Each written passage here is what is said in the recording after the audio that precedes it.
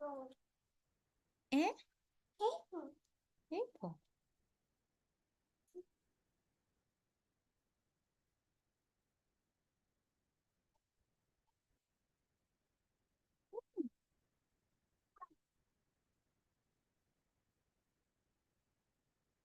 Bag.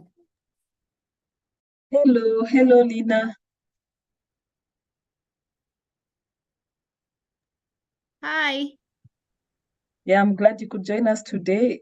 We are going live shortly, as let's wait for the others to join. Okay. I was outside. I've run really fast.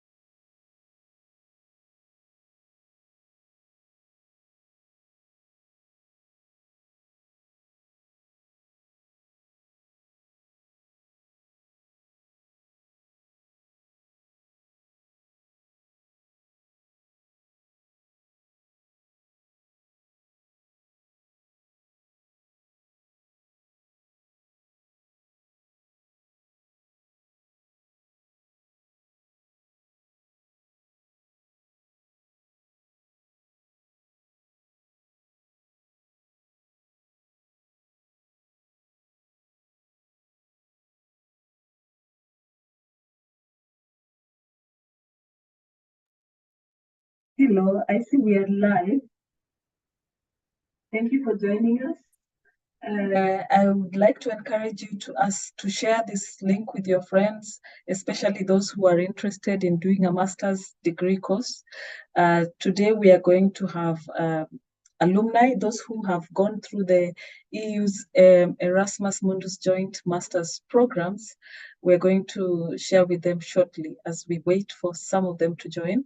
I'm already joined by Lina, but I wait for the others to join. Let's give them a moment. As we wait for them to join, please share. Thank you. I will be back in 1 minute.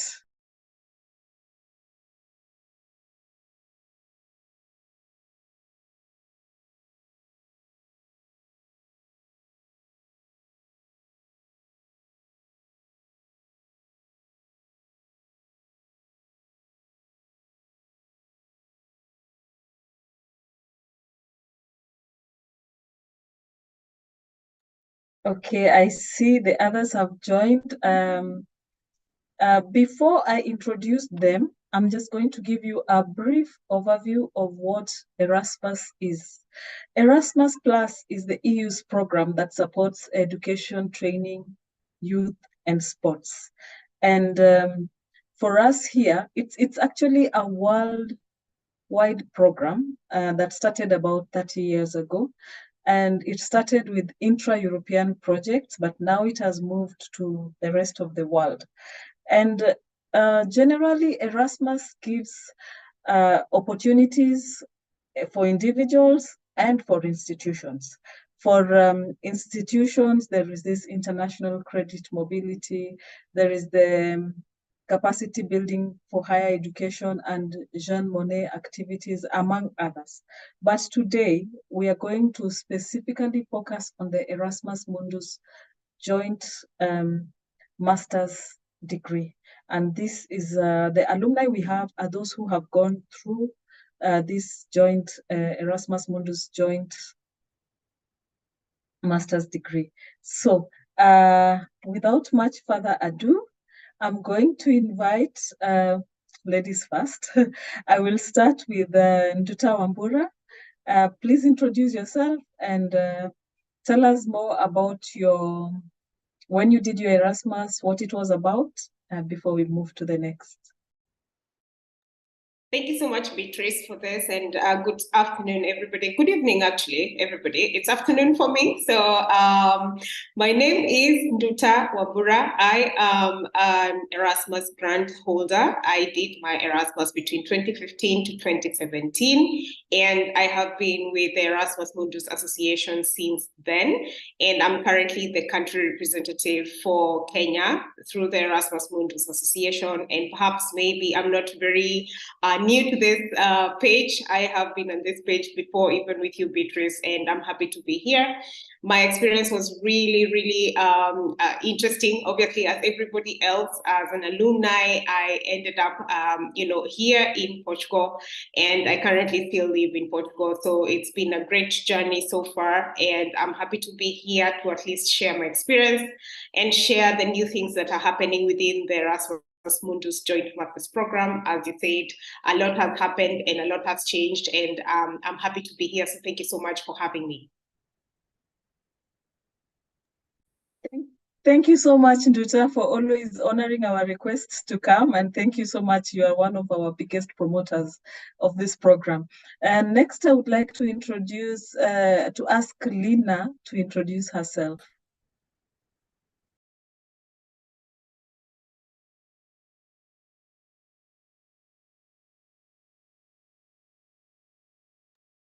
Hi. Let's try this. I'm trying to hide from my daughter. Okay. Karibu, Lina. Thank you so much. What can I say? My name is Lina, from Kenya, of course. An alumni of the Erasmus Mundus Joint Masters Program from 2016, and I completed my course in 2018. And I studied tourism management. I'm currently in the board of the African Students and Alumni Forum, which is a forum where most of us, or rather, some of us are alumni of this specific program, the master's program, and we are really looking forward to having all of you joining us as alumni. Thank you.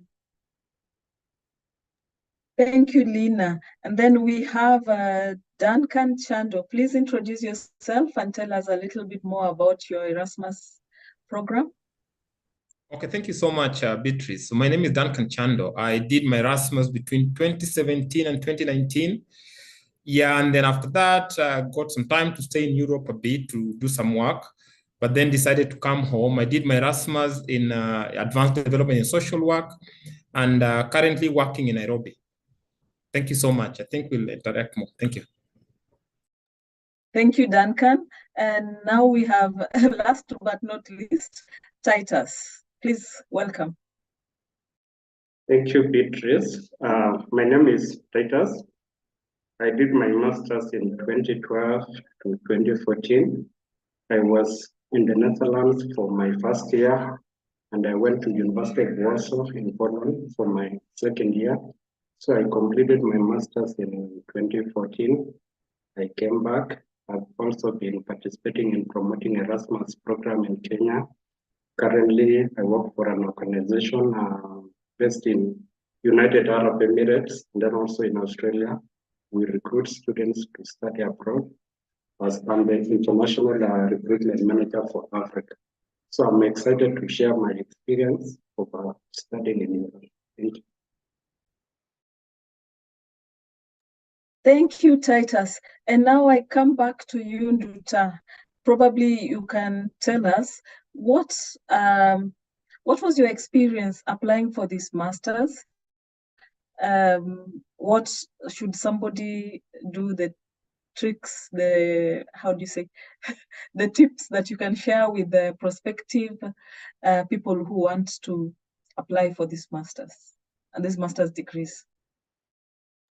Right, that's a very good question. So by the time I was actually applying my Erasmus Mundus course, things were a bit different. So I actually learned about the master's itself from my alma mater, from Kenyatta University. I should say that, Kenyatta University has a lot of studying. It's not just extracurricular activities. So I learned about the master through my the international office of Kenyatta University. And the first time I learned about it, I was very skeptical about it. I was, thinking this is not an opportunity for me. And so the person who let me know about this also let me know that, hey, there's a lot that you're going to have to do, write your statement of purpose, reach out to some referees, make sure that your application makes sense. In the first place, just get your passport, your international passport. And so this person really drilled me into ensuring that I am ready with the documents. And so even with my skepticism, I went in and checked on the link because it's very straightforward. So the person sent me the link for the exact course which I studied, which was Master's MSc in Clinical Nutrition. And so I went through the documentation because on the website, there's a lot of information that goes in there. And I had to read through and I had so many questions. Believe me, I asked enough questions because like any other Kenyan, you're always wondering whether this information is for you or is for someone else, or someone else needs to digest it for you. And so I asked quite a lot of questions and I eventually ended up, applying, and I did not get the scholarship the first time. I was put on a reserve list just because the program actually did not have enough funding at the time. And I was a bit frustrated, and yet, telling myself that, you know what, maybe this is not for you. So moving on swiftly with your life. And come the following year, when the program reopened, the same person forwarded the link once again and told me to check a couple of things on my statement of purpose, my CV, etc. And this is the part where I was like, you know what, I have nothing to lose. Maybe I'm just going to send once again. If they refuse, I stay in Kenya and keep moving on with my life. And so this is the part where once I submitted, I didn't expect anything. And then in February of the following year, which was now in 2015, I got the good news. And so one thing that I can say, obviously, there's lots of tips that we can share about Erasmus because it's very program dependent in the first place. And it's also dependent on the skill set and the experiences that you have. So one of the tips that I would share for sure is to make sure that the person understands that this program, one, is for you. So please make sure that the skepticism is taken away from the equation. And then also be able to understand all the things that are on the program website and realize that this application, imagine this application is to a person who has never met you, asking them to fund you for 2 years, to pay your tuition fees, your insurance, to give you a stipend for 2 good years within the European continent. And so one of the things that is very core is the statement of purpose or your motivation. Why are you motivated to come and study in Europe? Why not study the same course in Kenya? Why not, go to any other university within the African continent? So the motivation usually is, for me, the epicenter for any type of scholarship, whether in Europe or anywhere else. However, it's always very important for Erasmus Mundus Joint Masters programs, for anyone who wants to apply for it, to check for the selection criteria, which is again stipulated on each of the program websites. So the selection criteria will give you a guide of what exactly is this scholarship looking for? What is the weight on the statement of purpose? What is the weight on your CV? Some programs have interviews. What's the weight of those interviews? What's the weight on your general application, your qualifications, which, obviously you would need to have a bachelor's degree, and so on and so forth. So the biggest tip is to take your time. Take your time to read. Take your time to ask people who have been through the program. Make sure that your program application makes sense in terms of your statement of purpose, your CV, and so on and so forth. So the biggest takeaway really would be to read, ask all the questions. The program coordinators are always very available to answer each and every question that you can imagine. And so do not shy away from asking. So I will leave it at that, obviously, because of time, and everybody else can share their experience. Sure, thank you. Thank you so much, Dota. And now I'm coming to you, Lina. There is this link where people go to apply. What time did you use? Did you just go directly to the link and apply, or did you go and have, did you experience any problem? And what can you advise somebody who wants to apply? How should they go about it? So thanks, Beatrice. For me, it's almost like what Beatrice has mentioned, her experience. I had somebody sent me the link directly to the course that I wanted to study. So much later is when I knew there were actually very many other courses that are available, almost 200. So for me, it was at least easy. I didn't have to go through the catalog. You're talking about the catalog, right? So I didn't have to go through the catalog and have to search and see, okay, which course is suitable for me. But what I usually tell potential students is that once you access the catalog and the link, I'm sure you've shared it, and you can even easily Google it, Erasmus Mundus Joint Masters Catalog or Erasmus Catalog. It's always going to pop up. There's usually a search button on the left side of the of the page, and you can enter keywords. So for me, I would go maybe and say tourism and then search, and then all the courses that have tourism linked to it will show up. And I always tell students not to focus so much on the country, because some people are thinking they want to study in France, they want to study in Spain, they want to go to Germany, so they don't really get the chance to get a course that is suitable for them, because they're trying to look for a course that is in a specific country. So I always tell students to leave the country option out in the filter, and just put in some keywords. If you don't have time to go through the whole 200 courses. Yeah, so for me, that is the way I try to navigate through the catalog. Even when I get people who ask me questions, hey, I have a background in this specific course, engineering, for example, what courses can I study? So I ask them to go and try filter. You may miss out on many other ones. So of course, I would tell you to go through, if you have time, of course, go through the list one by one, but there are very many right now. I think there are 200 courses. So keywords would work best, I would say, and nothing else on the filter, because they also ask, I don't know, year of study, duration, something like that. So for me, I focus on that, the box that says keywords, at least to make the search a bit easier. And then another thing, other than what you have, maybe your background, there's also your interest. So probably you're in the field of economics, but you're interested in, for example, tourism. I'll use tourism again. So there's a way tourism also connects with economics, because tourism is also a business.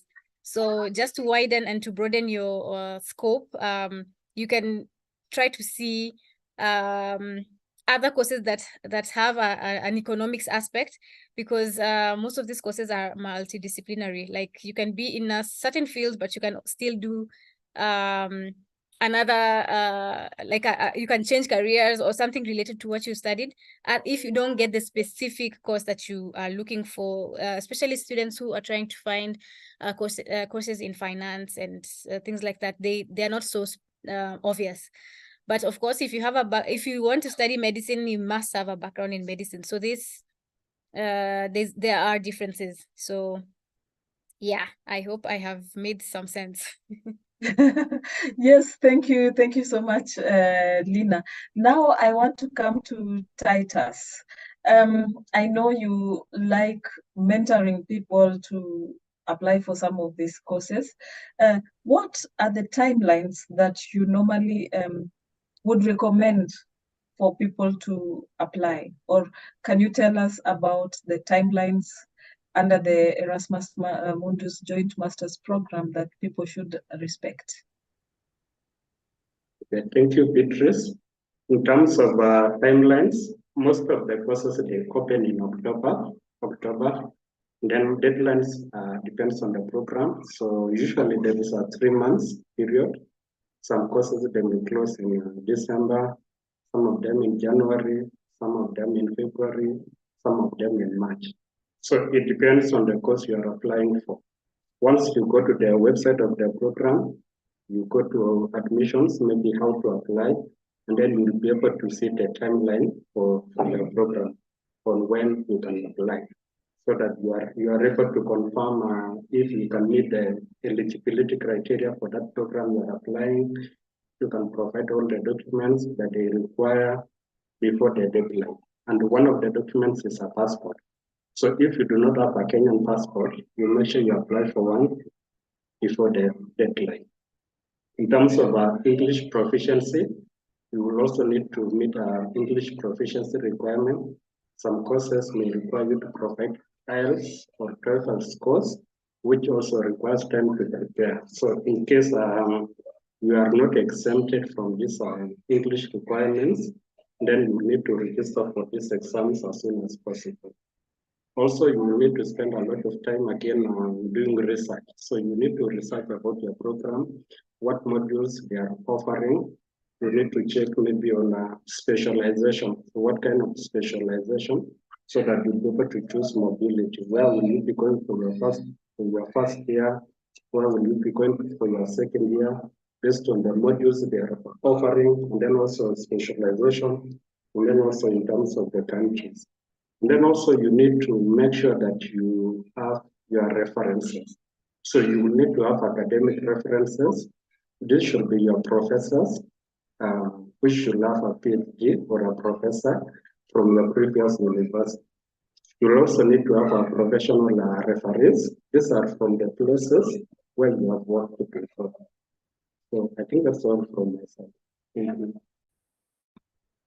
Thank you, Titus. I just remember this very funny thing that I had someone say, that they tested their referee by pretending to be a recruiter, and unfortunately the referee did not give the results that they desired. So I think it's a general advice for people to pick out a referee who has your interest at heart.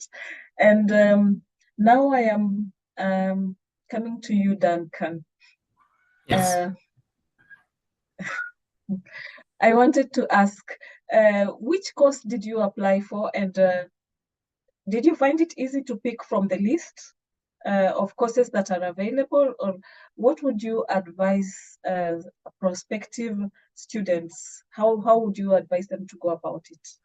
Okay, thank you very much, Beatrice. There's always one thing interesting about Erasmus is you have an opportunity to apply up to 3 courses. And I remember I did apply for 3 courses, and among these 3 courses, one I was on a waiting list, one I was not successful, and then one I was successful. So I was successful for the Erasmus Mundus Advanced Development in Social Work, where mostly I specialize in issues around social policy. Had a chance to study in the UK, Denmark, Portugal, France, and Poland. So I do, according to me, is pretty much straightforward. Like Nuta mentioned, or Lina mentioned, that you just need to use the search button. Once you search, then you get a course that you want.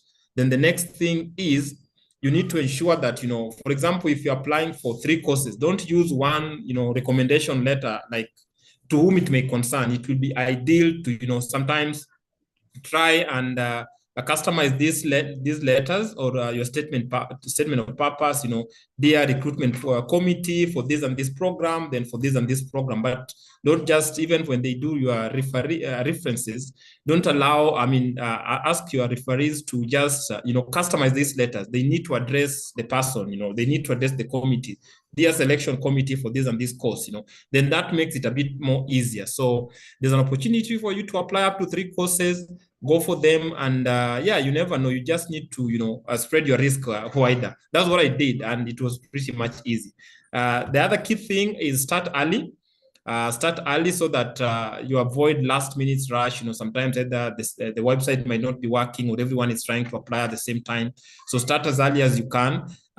Do the submission in good time so that you have enough time also to, just go through the application. And the last thing that I also want to advise is when you do your statement of purpose, have someone read it for you. I remember for me, I even hired an editor just to be safe. I remember paying someone 1,000 shillings just to have a look at my statement of purpose, just to be sure that, have I written it well? Sometimes, English came with other people, but now at least for you to ensure that everything is on point. So just the point is have someone look at your statement of purpose, because that's also an area that is very key during the application or the selection process. Over to you, British. Thank you. Thank you so much, Duncan. And, most Kenyans are last-minute people. We are always waiting just before the deadline to try and put in the application. I think our listeners should take that advice very seriously, that you try and put in your application as early as possible. And now I'm back to you, Nduta. Maybe you can outline some of the courses that we have on that are already open, if you know them, the ones that are open now for people to apply? Yeah, okay. So that's a very broad question, number one. But then again, I'll try my best. So we have several updates that have come up. And just recently, we had another webinar that occurred from the EACEA, which is the body that, structures Erasmus and also is able to bring in new courses. And, various universities within the European continent come into agreement with the European Union and, agree to bring up new courses, which is why we have 203 courses right now on the main catalog. So whoever is interested in these programs right now, we have an update of 12 courses that will begin in this year, 2023. And these 12 courses would be ranging from things like public health to skincare health, to things like culture and dance, to electrical engineering, to AI and, various telecommunication courses. We have tourism, we have social sciences, law, education, higher education, actually. And there are several of the courses. The thing that you will realize on this catalog is that you will never find a mainstreamed name course. What do I mean by this? Is, for example, in Kenya, when we have, you think of a master's, you're thinking, oh, I should go and do an MBA or an executive MBA or an MSc in finance or MSc in computer science and so on and so forth. So the names that you will find on that catalog may or may not be the same as you're used to, because usually the consortiums name these programs according to the European education system, as well as the agreement that they have come up with within the universities themselves, as well as the European Union agreements. So you will find European Masters in Artificial Intelligence or European Masters in Journalism and so on and so forth. So do not be put away by the names, the initial names of the programs. What I would suggest, everybody has their own way of navigating this website. One, it's not as user-friendly as perhaps it should be. This is something we've discussed with the European Commission as well. They are aware.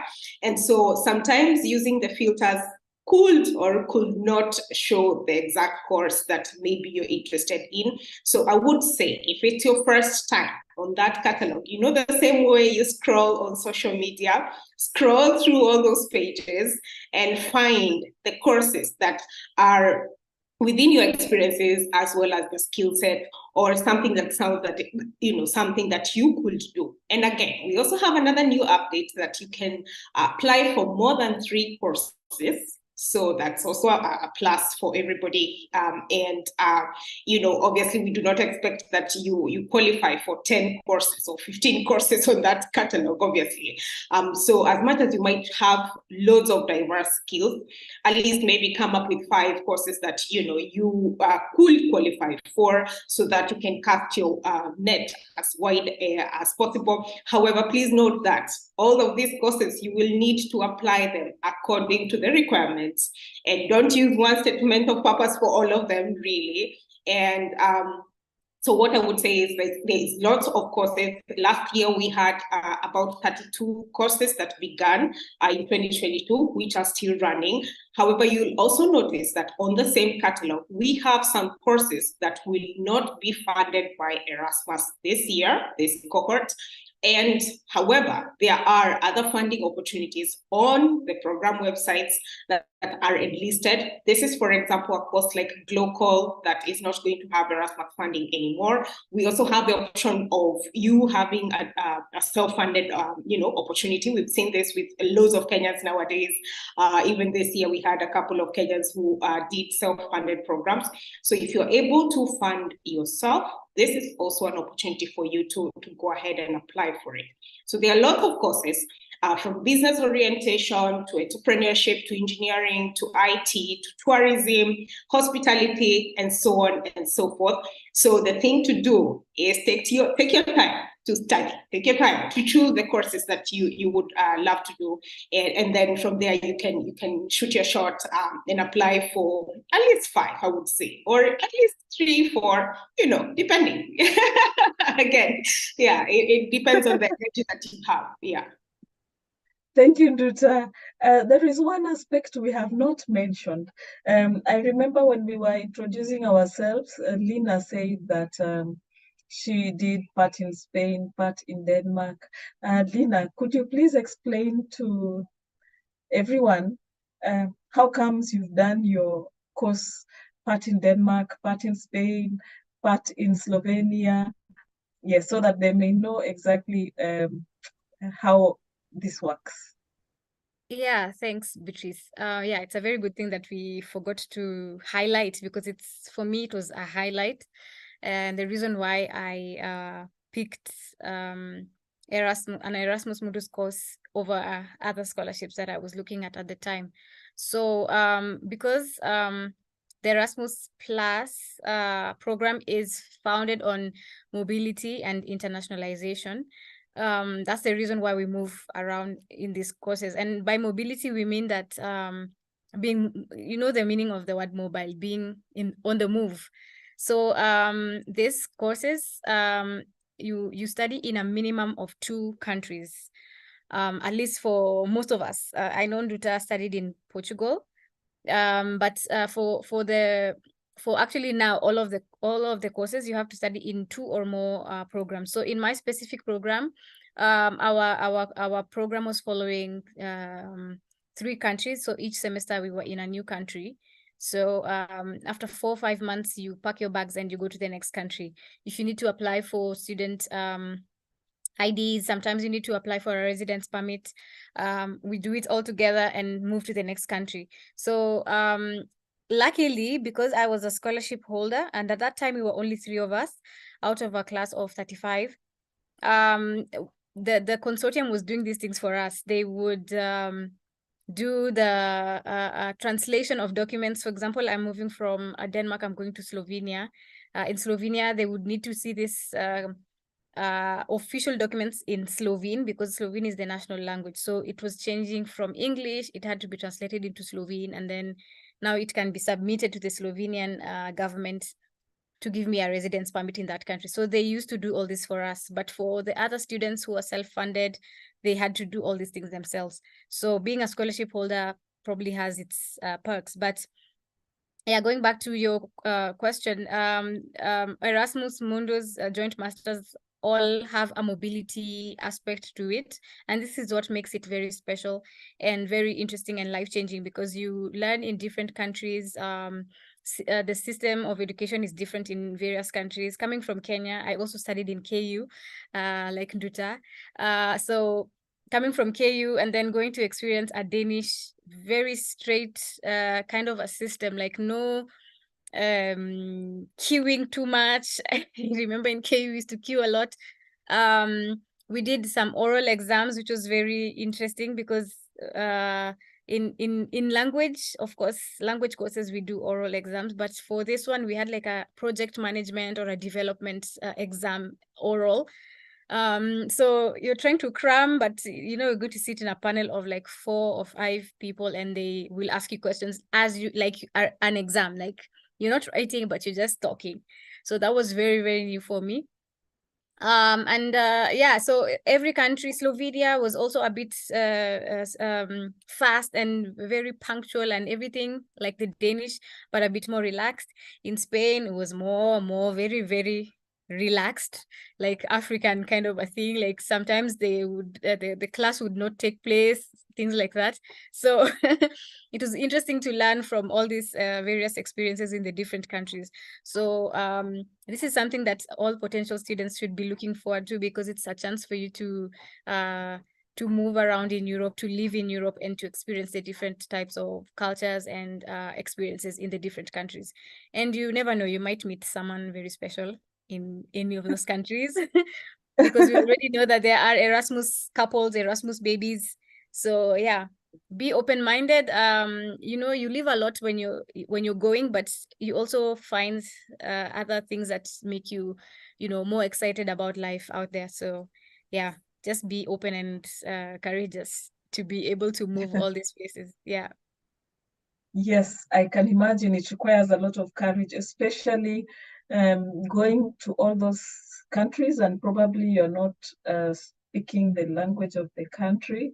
At least I know that most of the Erasmus are taught in English. So I want to give a special shout out to Gakenia Mathenge. Thank you for joining us online. And he has a question. Now I'm going to direct this question to Titus. Gakenia wants to know, for the recommendation letters when you are applying for this Erasmus, should they be academic, or do they require academic and professional? Thank you, Beatrice.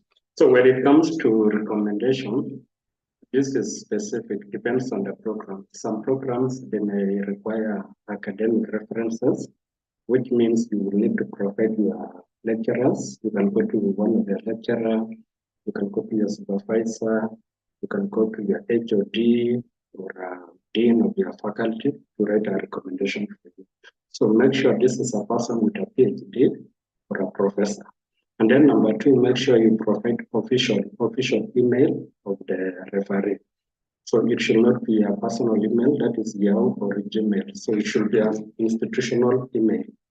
And then also make sure that you guide this person on what maybe they can include maybe in their references. If there are some contributions you made maybe during the university, you were in student leadership, maybe you also remind them maybe what you got in their courses. So they should be specific. They should mention what course they taught you, if it is academic program, and if it is a professional referee. So they have to mention maybe what period they were supervising you at the place of work. If it is academic, what period they were teaching you, and what did you get in that program, and all that. So all that information you can also get from specific when you are applying. Some may provide specific information. For now, the references should be submitted. Sometimes you may just provide the email of the referee, and if the referee will be contacted, maybe they'll be given a link to submit their references. Sometimes also they may require to provide a hard copy. So you may get the letter from your referee, and then you can upload together with your documents, or they can submit their references in email. So this one is specific. You have to get the course you are applying for, and then also you go to the referee details so that you are able to communicate this information to your referees. Maybe somebody else can. Thank you, Titus. I hope Gakenia has got the response that you have given and got it clear. As you said, that each program has its specific requirement, and it can be either professional or academic and professional. There is also a question I wanted to ask you specifically. When you get this scholarship, do they give you an allowance? And what do you think about this allowance? So when you get this Erasmus scholarship, for me, it was a special case. One, my visa was already paid for. All I needed to do was to take my passport to the embassy of Netherlands, to take my passport to the embassy, and they just stamped my passport, and then I never paid even a shilling. Then concerning my flight ticket, so they were able to book for me the flight ticket. I went through Turkish airline. Then when I went to the university, there is an installation. They give you, during our time, there was 1,000 euros, whereby once you get to Europe, they give you 1,000 euros, maybe for you to do some shopping, to buy some warm clothing, maybe for winter.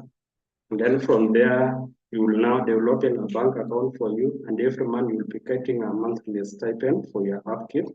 So for us, we used to get 1,000 euros, but for the new students from this year, for those who will be going 2024, they will be getting 1,400 euros, which when you convert to Kenya shillings, it is about 230,000. So you can imagine you are paid 230,000 only to study. So an Erasmus program gives you an opportunity to study. You get paid to study. You are paid to study. And then also in terms of fees, your fees are already paid. In terms of insurance, there is an insurance cover, which you are fully covered in case of any sickness.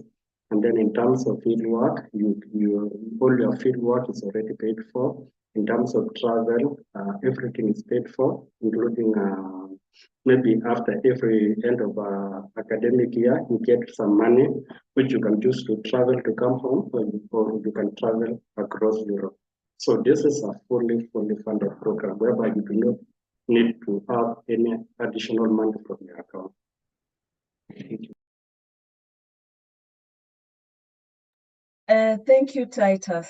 Now, I am just checking if we have any question on YouTube. I haven't seen so far. So, who have I not come back to? Let me come to you, Nduta. You look like you're ready to answer a question. Maybe you can tell us about the application process. I mean, that's the most important. Could you just share again the period when the applications are open, when people can put in their applications? All right. Okay. So before I can actually go into the application process, I just wanted to just highlight what Titus mentioned here. Yes, we do have programs that will begin giving a stipend of, actually have already begun, of 1,400 euros. But you will also find that programs that signed the agreement with the European Union before 2021, which are still going on, they will still give their 1,000 euros in stipend money, and then the 3,000 per year in travel allowance, and the 1,000 euros in installation allowance.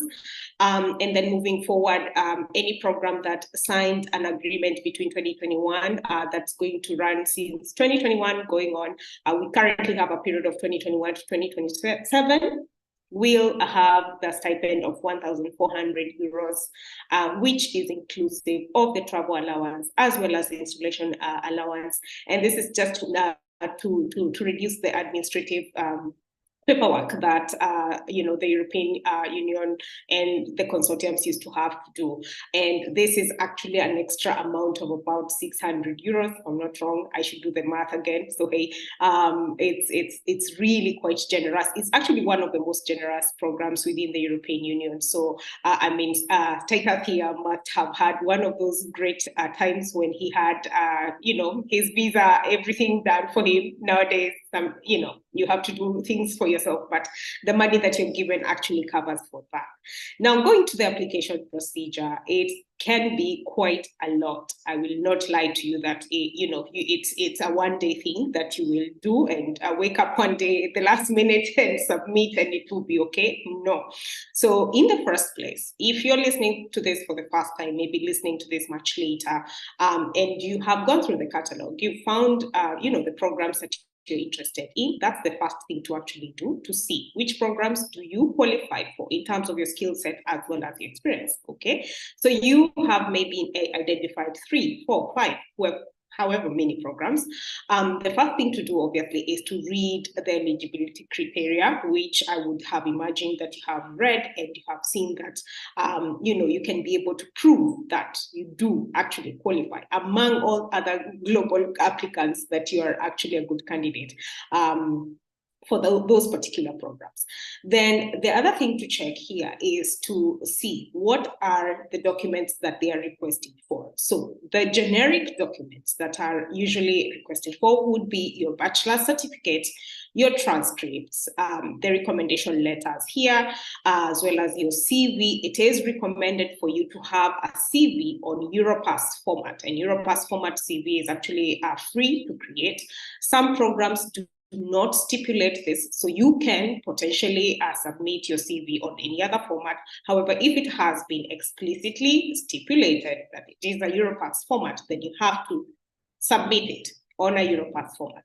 Obviously, you also need, the reference letters, which could, maybe some programs do things differently. They might ask you to give emails of referees, and they will reach out to these referees and ask for letters on your behalf, or they could explicitly ask for the letters themselves on a letterhead, something very official, so that it's not you who is going to cook up some stuff about yourself, and you would submit these letters.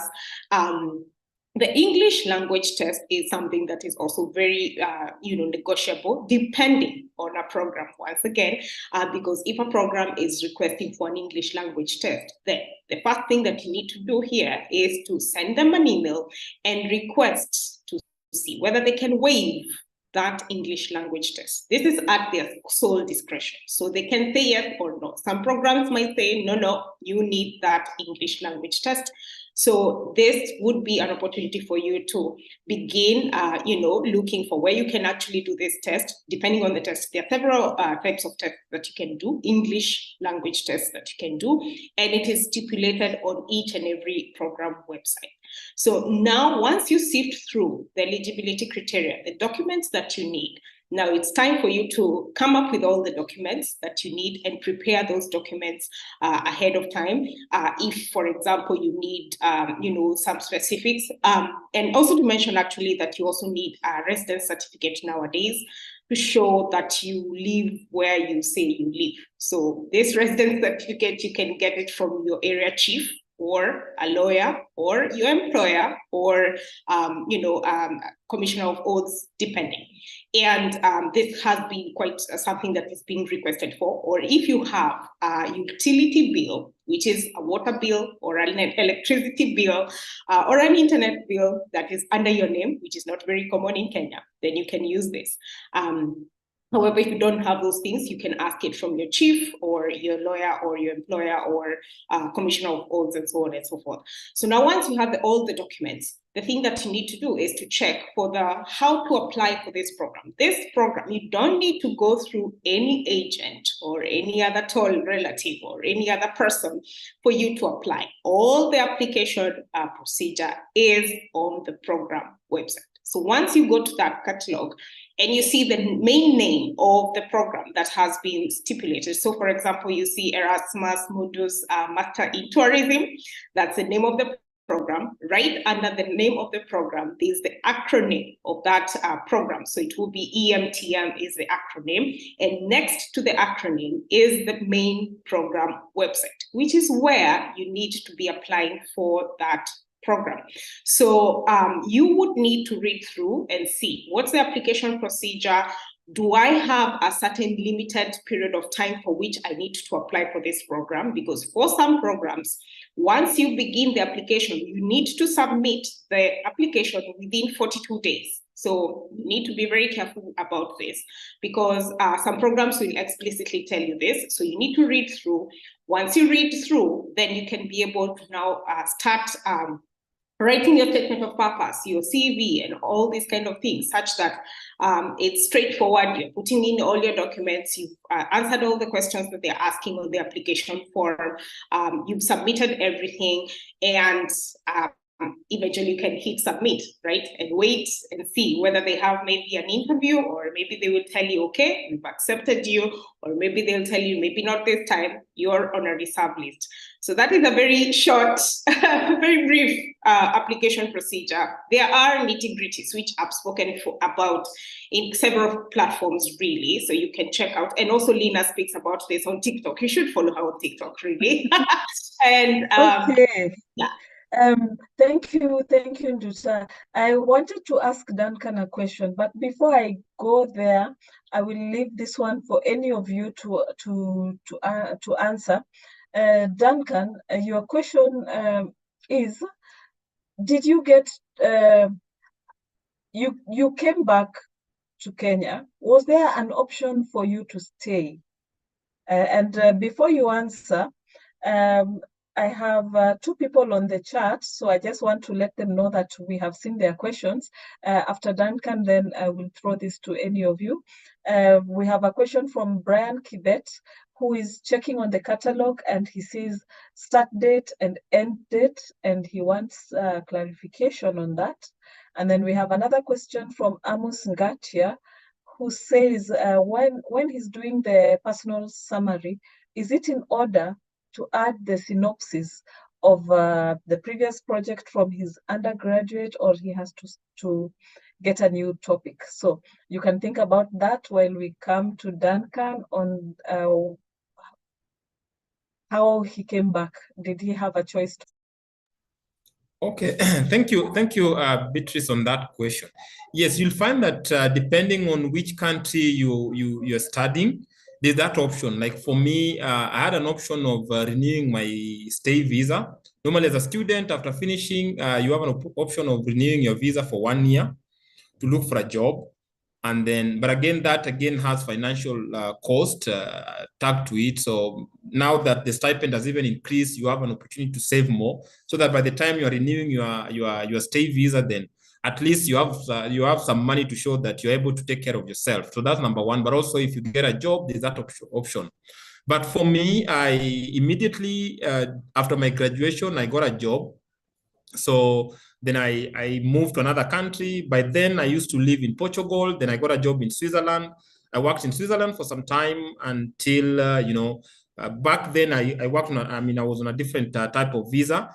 But the fact that I had my Schengen visa then, and I had, opportunity to stay in Europe then, that was one of the reasons that, I got the opportunity to go and work in Switzerland. So there's that opportunity to stay back and work.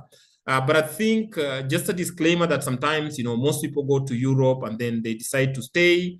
But again, sometimes, it's always good to weigh, because you'll find a number of, people go there to do their masters, and then they decide to stay either to, do cleaning jobs and all that. So, anyway, people have different motivation, but again, with good education, you can always come back, and there are more and more opportunities back home. I think for me, it did work, because once I came back, I went straight into the job market. I didn't struggle as much. So there's more and more opportunities back home if you decide to come back. And another thing that I also wanted to mention is that, initially I'd said that I did study in the UK, but right now UK is not within the European Union. So that's another thing that also you need to note, that UK is no longer in the EU. Over to you, Beatrice. Thank you, Duncan. So now back to the question from Brian. The start and end date. Do I give that question to you, Nduta?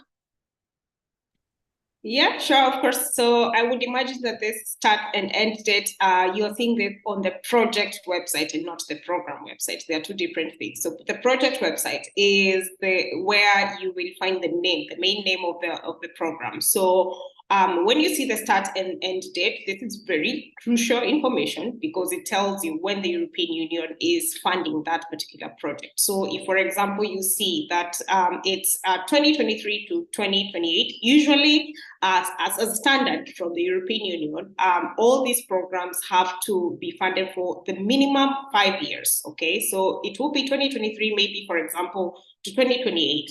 So this information guides you on when you can actually apply for this program. So for example, if it's until 2028, it means that maybe the last time that they might take candidates will be around 2026 or thereabouts, depending.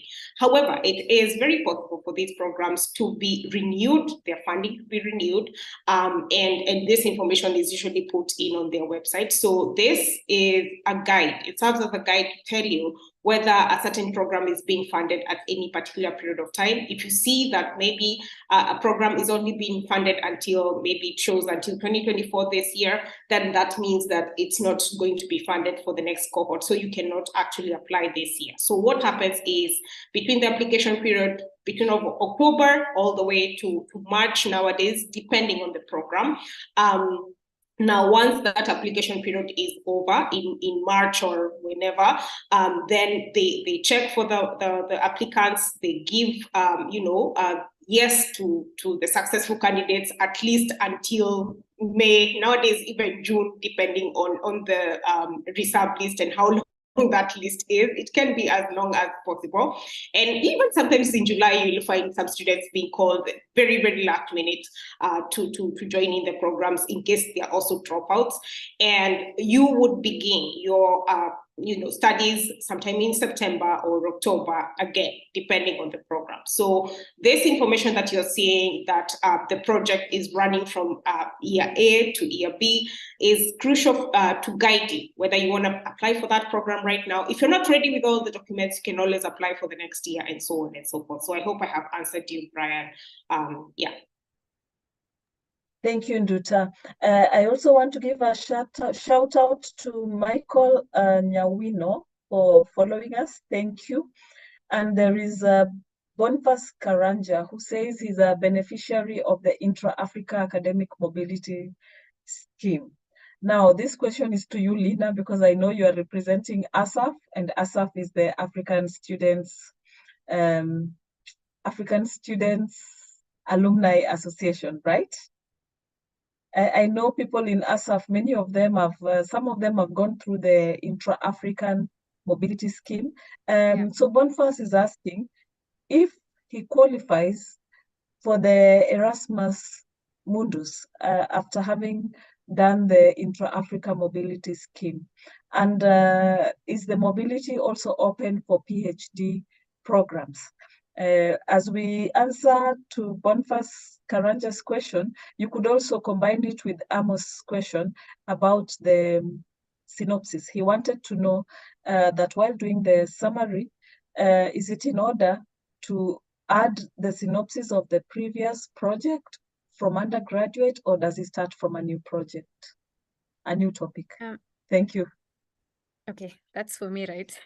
The last question, is it required that they need to write a synopsis? Because I know there are those programs that they ask you to write an abstract or of a project or your thesis already before you join. So if it's not necessary, if it's not a must, I would leave it out personally, because it might change. Like you might find something more interesting to write about during your studies in your during your masters.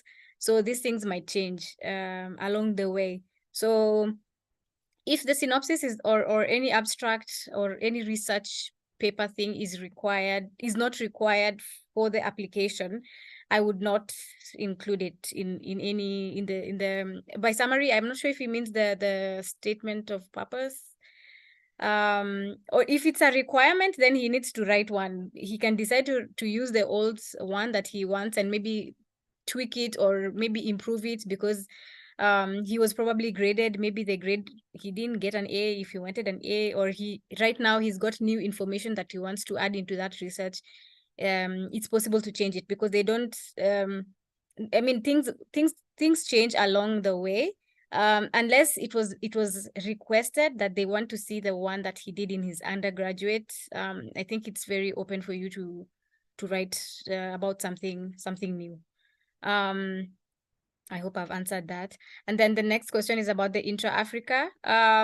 Yes, it's possible to do an Erasmus because you can do a second master. We have Nduta here who did an MBA and then she did her Erasmus course. So it's possible for him to also do my main concern would be because it's EU funded. So there might be a bit of a challenge because usually for these things, they give you a scholarship only once because of course we need to give more chances to others. So for me, I would if he has identified a course that he wants to study, I would ask the consortium directly and just give that background and say, hi, my name is I forgot his name, Lina. And I did my intra-Africa Nana mobility through, here and here and here, just gives the explanation and just clearly finds out if he is eligible to apply. Because for us, the four of us here cannot apply for another master's because we already benefited from that, from the scholarship. So because his program is different, he might be able to apply, but I think it's better to ask that question directly to a specific consortium that he wants to apply to. And I think there was another question. No, that's it. Thank you so much. Yeah, yes. I think I can ask my other colleagues to chip in if I've left out any piece of information. Thank you. I just wanted to ask everyone to give a last statement, closing statement. I see we are running out of time. That 1 hour went so fast, I can't believe it. So let's go to Titus, and then we go to Duncan, and then we can finish with Nduta. Thank you, Beatrice. So my closing remarks will be to prepare yourself. When you go to Europe, you should prepare yourself for the different academic systems. For example, when I was in the Netherlands, the program was module system. So we were studying one module at a time. And then once you are done with one module in 3 weeks, you go to the next module for another 3 weeks, you go to the next module for another 3 weeks, and so forth. But when I went to Poland, it was a semester system. So just like the way we do here in Kenya. So we will study the whole semester, and then we will be graded for that semester before we go to the second semester.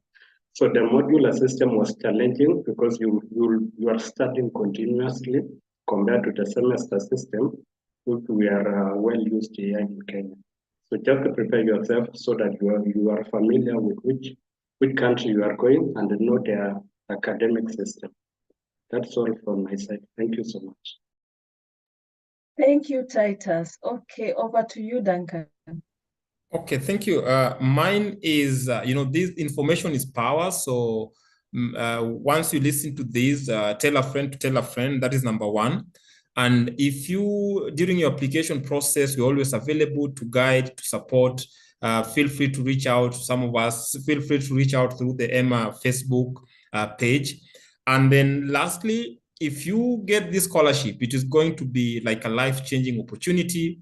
Travel. I think that's another thing. It's just not just a master program, but it's a master program that will change your life in terms of also seeing the other part of the world. Thank you. Thanks, Duncan. And to you, Nduta. Yeah, I mean, I can resonate to pretty much everything that has been said by Titus, Duncan, and Linda here. That I mean, this information is for you. Don't feel as if it's far-fetched. It is definitely something that you can be able to do. We are an attestament to the fact that it's possible to actually do it. So listen to the information, ask as much as you can, ask the program coordinators, ensure that you are very well informed in terms of the course that you are interested in. And don't shy away, to think that a question is a stupid question. There's no such thing in this case. So I hope that you can be able to shoot your shot and be able to, go ahead and if this information is not for you, let it be that you can share it with someone else and, let them benefit from it. So I hope this is helpful to you. Thank you, Nduta. And now to Lina to say the last remark. I had not given you that opportunity. I had gotten away with it. What can I say? I would like to encourage you all who are watching. And of course, as Duncan has said, please, of course, tell your friends and your family that this opportunity is open to us all. Some of us have already gone through it and we would not mind, of course, doing it again. So it's really life-changing, eye-opening, and you make apart from the education part of it, as Duncan has mentioned, there's also the social part of it. You learn a new language, you learn a new culture, you meet new friends, you have a new family, such that even when you're back home in Kenya and you feel like, oh, I want to visit Italy, and of course you probably have a classmate from there, you have a family there, you have a place to stay. It's really a good feeling that you feel you're sort of in a community of people who have gone through the same experience. Moving country to country might sound scary, but it's really, really a good experience. And those friends of yours who you will be in the same class with are going to be your family for those 2 years that you will be studying, and they will remain to be your family for the rest of your life. So what's for me, I would say, this experience gave me was more than an education. It really changed my life. It's basically there's this motto that when we do this Erasmus promotions, we say Erasmus plus opening minds and changing lives.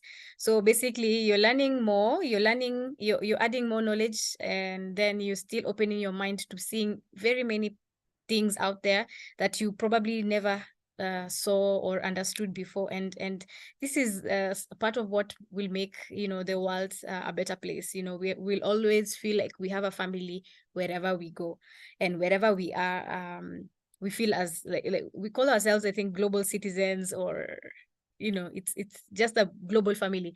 So please, we encourage you, all of us here, we are telling you it's possible. Please apply.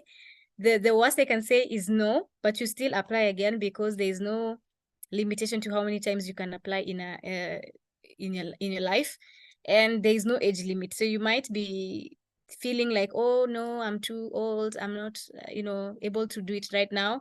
You're still able to do it until you cannot study anymore. So please reach out to us. We will be happy to assist you. And yeah, please apply. There's literally, it's just you're being offered this opportunity for free, fully funded. Please apply. Yeah, I think that's basically a summary of what we've been talking about. Thank you, Lina. Thank you for that very good summary. I am one of those who are waiting to retire, then we can come for Erasmus. And anyway, I want to thank all of you alumni for taking your time to join us this evening and to share information with everyone about this Erasmus program.